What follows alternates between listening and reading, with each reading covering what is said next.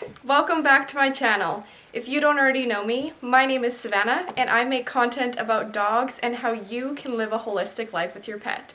If this is something that interests you, I encourage you to press the subscribe button below, as I'd love to have you stick around. Today I want to talk about the things I wish I knew before I became a pet groomer. This is a video you may have stumbled upon if you are considering becoming a pet groomer, or if you're just interested in the grooming world and how it works. So stay tuned to find out. Alright, so I have 10 things written down in front of me that I am going to go through that I wish I knew before I became a pet groomer. The very first one is how physically demanding the job can be. I had no idea how physically demanding grooming would be.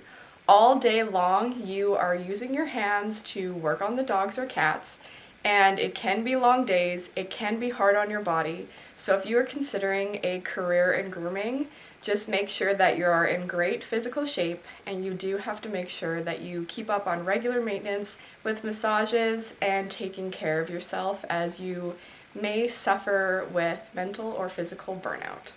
My second point today is that I wish I knew how the pay actually worked. I had a general idea before I became a groomer. It's mainly a commission-based job, so your time equals money. This is why many groomers skip lunch, because the more dogs or cats that you can fit in, the more money you can make. Some places do pay an hourly wage or an hourly wage with a commission.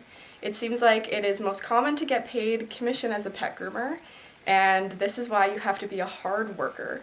It's also a plus though, because you get to dictate how much money you make. If you're a real go-getter and you want to work long hours, you can make a lot of money. Number 3, I didn't realize how hard it would be on me when a client passed away, both the animal and the owner.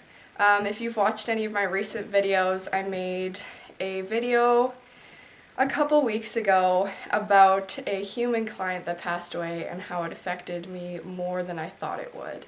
But this also goes for the pets that pass away. I really appreciate when my clients text me or call me and let me know when their pet does pass away. We spend so much time with their pets, often more time with them than their vet does. We really create a bond, and the animal really has to trust you to allow you to touch every area of their body. I also like to view grooming as a kind of spiritual experience, so I get really attached to my clients. So I did not expect how hard it would be when either a pet or their parent dies. So that is something to take into consideration if you're considering getting into this career. Oftentimes when a pet or an owner dies, you do have to go through a grieving process. Number 4 on my list is how other people view the career. Now there's 2 points that I want to make on this. The first one being that some people don't think it's a real job, so sometimes people look down on you for being a groomer. They think it's a dirty job and that you're uneducated.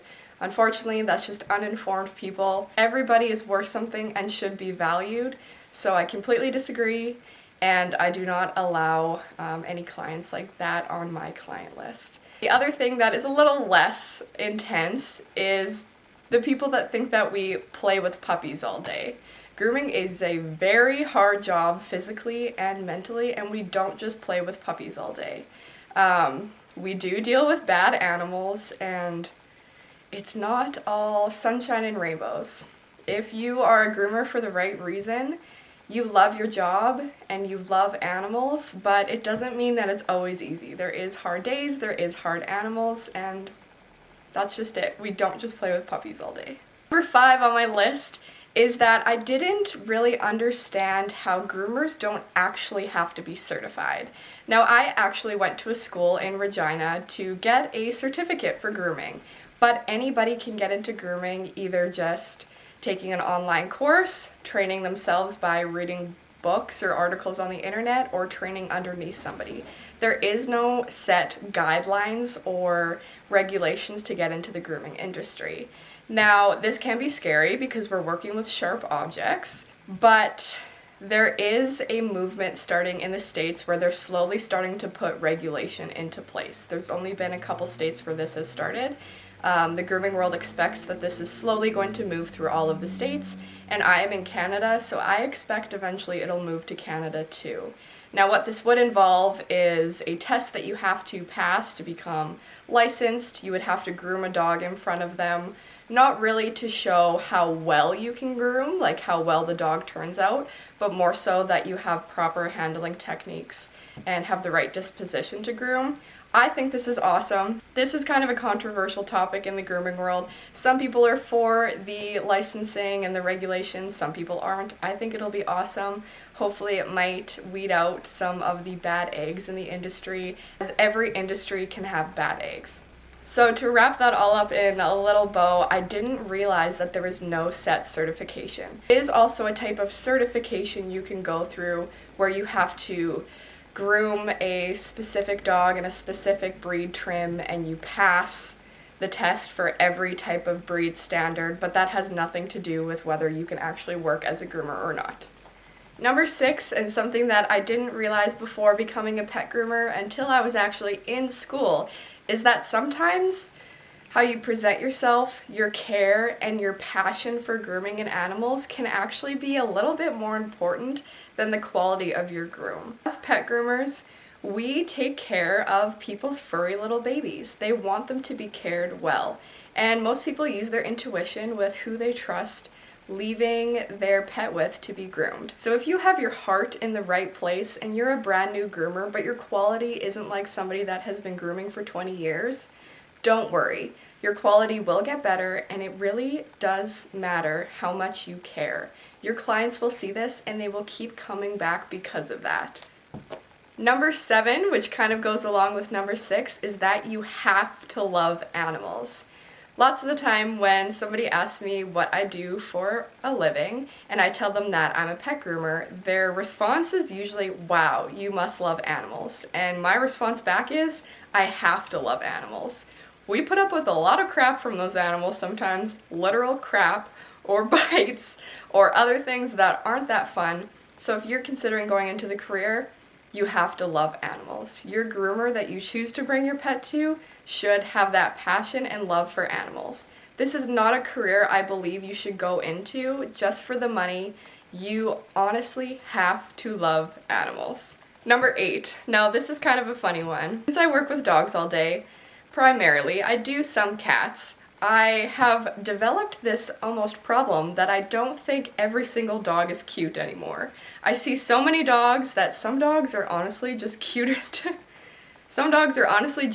than others to me, and I think that's just the nature of the job. I thought that was something funny to add in, but I did not expect that my view on cute dogs would change after becoming a pet groomer. Number 9 on my list, and this may only be specific to me, is that my personal dogs, you would think being a pet groomer, they would be nicely groomed all the time. They're my personal advertising, right? They are never groomed.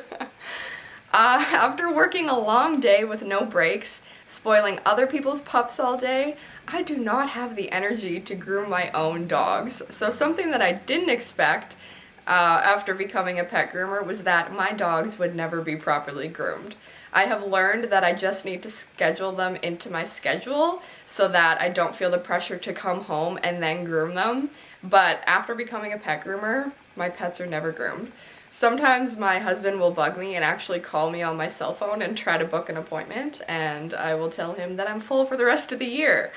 Or if somebody is bothering me about it or makes a comment about it, I tell them that groomers are expensive and we can't afford a groomer. So I didn't expect that my personal dogs would never be nicely groomed all the time. Number 10 on my list of things I wish I knew before becoming a groomer was that depending where you work, it can be hard to take sick days. So I am a mobile groomer and I'm the only one that works out of the van. So if I have a sick day, there's nobody that can fill in for me. I have to find places for those dogs, and sometimes that means filling up one of my days off. If I am not absolutely dying sick, I make myself go through that day because it's honestly can be harder to reschedule those dogs if I'm super busy than to just take a sick day. So keep that in mind, especially going with the first point. If you are wanting to get into a career as a groomer, make sure you are healthy. I just thought of one more thing, so this will be a little bonus thing that I wish I knew, but also dependent on where you work. Sometimes you have to spend hours outside of the job and when you get paid scheduling in clients.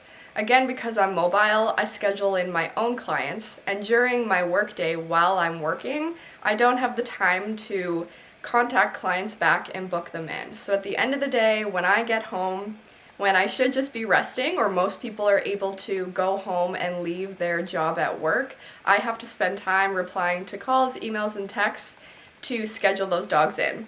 If you work for somebody and you're at a salon, then there might be a receptionist that does this for you and you don't have to deal with any of the booking. That is awesome, but if you're mobile, if you book your own appointments, or if you own your own business, this is something to keep in mind that you might have to do. Thanks so much for watching till the end of today's video. I hope this maybe helped you decide whether a career in pet grooming is right for you, or maybe you just enjoyed hearing a little bit more insight to the pet groomer world. If you did enjoy this video, I encourage you to leave a like below and subscribe.